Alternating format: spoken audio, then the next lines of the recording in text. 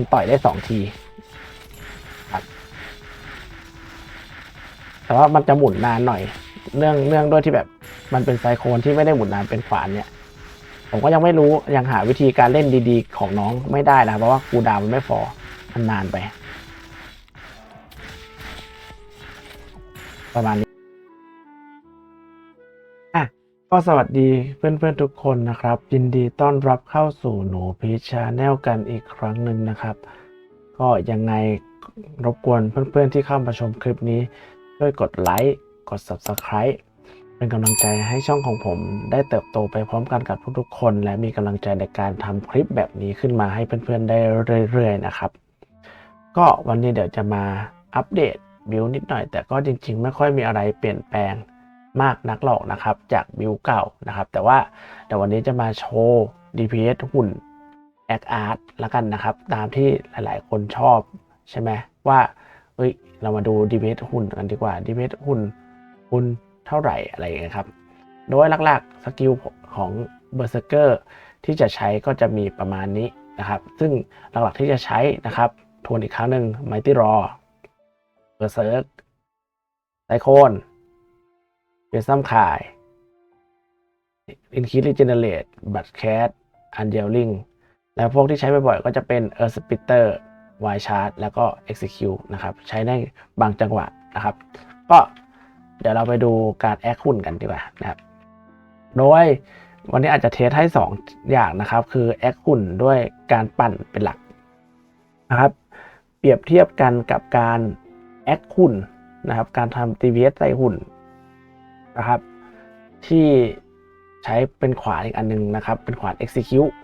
แต่ผมขอเตือนไว้ก่อนนะครับว่าทำไมผมใช้คำว่าการทำ DPS แอคหุ่นนะครับเพราะว่าหุ่นน่ะมันไม่มีค่าต้านขีนะครับบางทีเพื่อนๆไปหรือว่าไม่ค่อยแทบจะไม่มี Defensive เลยนะครับอย่างเช่นเห็นไหมมันไม่มี Defense ไม่มีการลดดาเมจเลยไม่มีการต้านขีเราทียังไงเราก็ขีน้องเกิน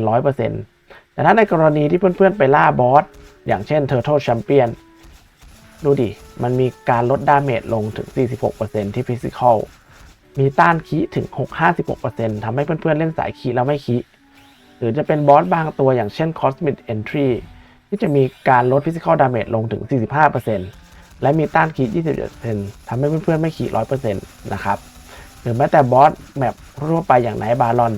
ก็จะมี Defense ประมาณ 15% และมีต้านคีน้อยหน่อยนะครับเพราะฉะนั้น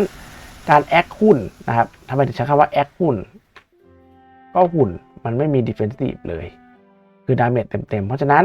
DPS จากหุ่นจะช่วยอะไรเพื่อนๆมากๆไม่ได้ในการตีบอสเทียบแทบได้ยากมาก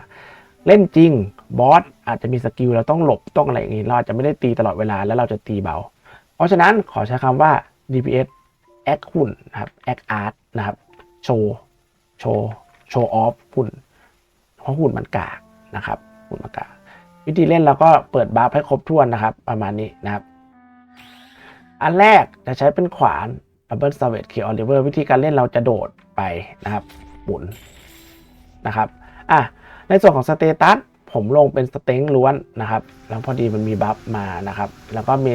ลักแล้วก็แบ่งเป็นวิทกับอินการมีอินทำให้เพื่อนๆไม่เปลืองมานาอีกแล้วซึ่งตอนนี้ผมในการ์ดในหมวกผมตอนนี้ใส่เป็นไนท์เดรกใช้เป็นหมวกบวก9วิงเฮมอยู่ไนท์เดรกใช้เป็นหมวกเหมือนเดิมอยู่หน้าเดิมอยู่คือหน้าของลูมบอลไวเซอร์ในทองผมเปลี่ยนเป็นสปาร์คเดกจริงๆผมอยากใส่การไนท์เดรกแต่ไม่มีเพราะว่าตลาดพังก็เลยใช้เป็นสปาร์คเดกที่บวก attack 10% ไปก่อนเหมือนเดิมครับดับเบิลเคออริเวอร์ที่เป็นใส่การ์ดครอเลอร์2 อันกางเกงใส่เป็นสเกลตันไจแอนการ์ดนะครับไม่ได้เอาเลือดแล้วนะครับรองเท้าใส่เป็นออกการ์ดเสื้อยังใส่เป็นพายเทรนการ์ดเพื่อเอา HP 20% อยู่แล้วก็ถุงมือนี้ใส่การ์ดไม่ได้แล้วก็สุดท้ายใส่เป็นลูกเกอร์การ์ดไม่ได้ใส่เป็นตัวแบทการ์ดอีกแล้วนะครับเพราะว่าพอเราเลเวลเยอะพอเราอัพอินได้ประมาณช่วง61เนี่ย50เนี่ยอัพอินไป50นะครับบวก11มันคือบวกจากบัฟมันจะทำให้เพื่อนๆมีมานาพอแล้วก็ถ้ามีมานาบัฟจากพระเมื่อกี้ไปบัฟได้บัฟได้มานาก็พอเดี๋ยวเรามาดูดีเบตอุ่นวิธีการเล่นอันแรกเราจะโดดไปกดเฟซัมคายแล้วหมุนนะครับจังหวะที่มันคูลดาวน์เรากด execute แล้วก็หมุนใหม่นะครับประมาณนี้เสร็จกดเฟซัมคาย execute โช ชนแล้วก็หมุนประมาณนี้เล่นไปเรื่อยๆคือเราต้องกดทำให้ม่อนสตันนะครับเพราะว่าการสตันเนี่ยจะทำให้เราตีม่อนแรงขึ้นเห็นปะอันนี้คือผมก็เล่นไม่ค่อยชินนะประมาณนี้นะครับอาจจะสตันอะไรก็ได้ execute จังหวะที่มันไซโคนคูลดาวน์เนี่ยครับเนาะก็จะเล่นแบบนี้ไปเรื่อยๆนะครับโอเคนะเดี๋ยวผมเทสให้ประมาณนี้นะครับ DPS ถ้าจะเล่นแบบนี้ก็จะอยู่ที่ประมาณเนี่ย250,000 260,000นะครับประมาณนี้นะครับแต่อันนี้คือมันไม่ยอมหยุดนะครับเนาะอันนี้ก็เป็นสเต็ปที่1ก็คือทำไมเราถึงต้องทำกดเปียซัมคลายกับกด Y Charge ก่อนใช่ไหมเพราะว่า Y Charge มันทำให้มอนติดสตันเปียซัมคลายก็ทำให้มอนติดสตันอะไรก็ได้ที่ทำให้มอนติดสตันแต่ว่าเปียซัมคลายจะลดดีเฟนซ์ด้วยนะครับเนาะลดดีเฟนซ์ด้วยคราวนี้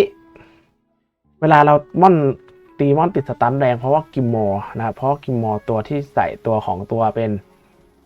บัตเทลจะทำดาเมจต่อม่อนติดสตันเพิ่มขึ้น 15% นะครับก็สายนี้เดี๋ยวดูอีกครั้งหนึ่งนะครับให้ดูอีกครั้งหนึ่งก็อาจจะบัฟอะไรให้เรียบร้อยนะครับเสร็จก็เข้าไปแล้วก็ปั่นจังหวะนี้ก็อาจจะเป็นแบบว่ากดสตาร์ทอีกทีหนึ่งแล้วกด execute แล้วก็กดไปซ้ำคลายแล้วก็ปั่นคูลดาวน์มันจะพอดีกันครับถ้าจะสังเกตเห็นว่าตั้งแต่ผมมีอินมานาผมก็จะเล่นพอนะครับแต่ถ้าเพื่อนๆไม่มีอินมานาเพื่อนๆก็จะไม่ค่อยพอนะครับประมาณนี้ถูกปะ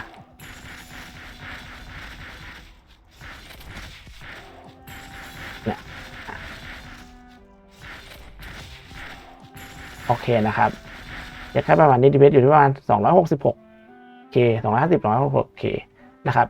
แล้วถ้าเป็นอีกสายหนึ่งถ้าเพื่อนๆอยากสะใจนะครับก็จะเป็นตัว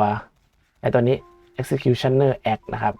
โดย artifact ผมก็ใส่เป็นตัว fully band ที่เป็นไซโคนบวก9แต่ executioner ยังไม่ได้บวก9นะครับวิธีการเล่นก็ง่ายๆนะครับก็เหมือนเดิมนะครับบัฟเรียบร้อยเสร็จเข้าไปปุ๊บกดไม่ต้องการกด execution แล้วก็หมุนแต่คราวนี้คูลดาวน์มันอาจจะไม่พอดีกันก็ไม่ต้องการ execution ประมาณนี้เล่นประมาณนี้เหมือนเดิมนะครับแต่ว่า DPS มันจะต่างกันนิดนึงเพราะว่าขวานู้นอาจจะได้หมุนแบบมันเขาเรียกว่าอะไรรอบมันพอดีกันนะครับแต่อันนี้อาจจะเป็นอีกแบบหนึ่งนะครับเผื่อชอบอีกแบบหนึ่งนะครับเดี๋ยวเรามาดู DPS กันจริงๆเดี๋ยวรอก่อนนะอันนี้ก็เป็นเผื่อใครชอบ execution มันสะใจดีนะครับก็มันต่อยได้2ทีครับแต่ว่ามันจะหมุนนานหน่อยเรื่องด้วยที่แบบมันเป็นไซโคนที่ไม่ได้หมุนนานเป็นขวานเนี่ยผมก็ยังไม่รู้ยังหาวิธีการเล่นดีๆของน้องไม่ได้นะเพราะว่าคูลดาวน์มันไม่พอมันนานไปประมาณนี้นะครับ DPS ก็จะแรงกว่านะครับ DPS ก็จะอาจจะอยู่ที่320,000ประมาณนี้นะครับแต่ว่ายังไม่ค่อยได้เล่นนะประมาณนี้นะครับเนี่ย